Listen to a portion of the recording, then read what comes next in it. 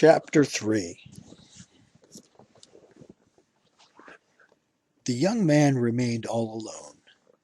He leaned against the cross and sponged the sweat from his forehead. The breath had caught in his throat. He was gasping.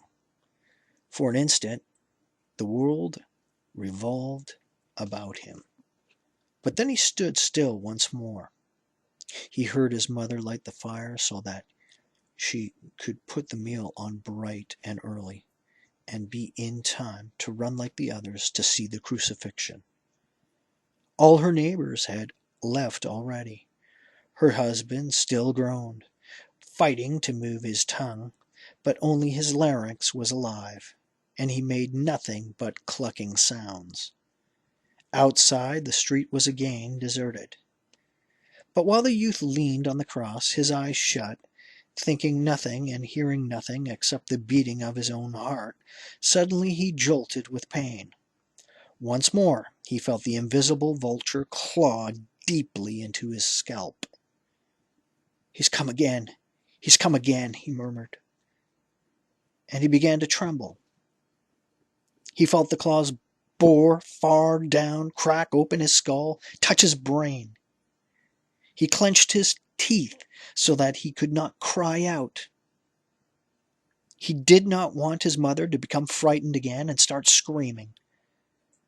Clasping his head between his palms, he held it tightly, as though feared it would run away.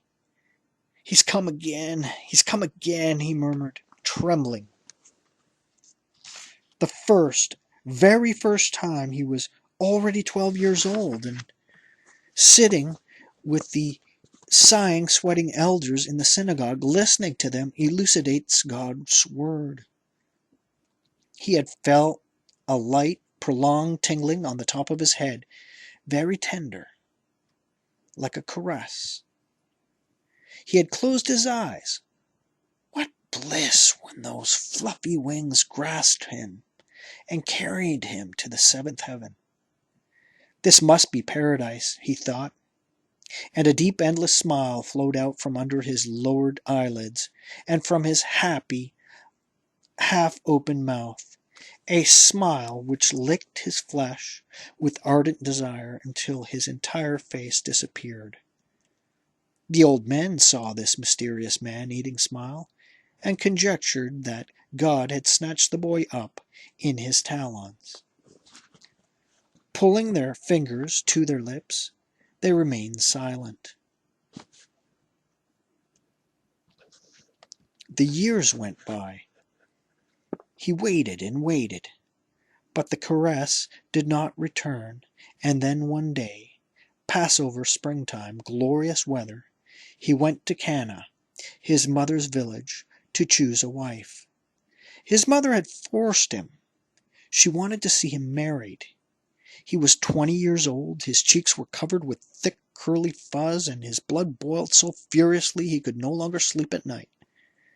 His mother had taken advantage of this, the acme of his youth, and prevailed upon him to go to Cana, her own village, to select a bride. So there he stood, a red rose in his hand, gazing at the village girls as they danced under a large, newly foliaged poplar. And while he looked and weighed one against the other, he wanted them all, but did not have the courage to choose. Suddenly he heard crackling and cackling laughter behind him, a cool fountain rising from the bowels of the earth. He turned. Descending upon him with their red sandals, unplaited hair, and complete armor of ankle bands, bracelets, and earrings, was Magdalene, the only daughter of his uncle, the rabbi. The young man's mind shook violently.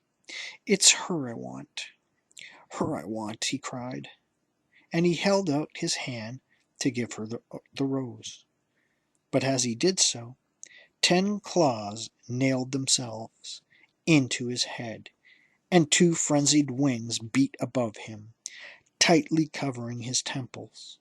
He shrieked and fell down on his face, frothing at the mouth. His unfortunate mother, writhing with shame, had to throw her handkerchief over his head, lift him up in her arms, and depart.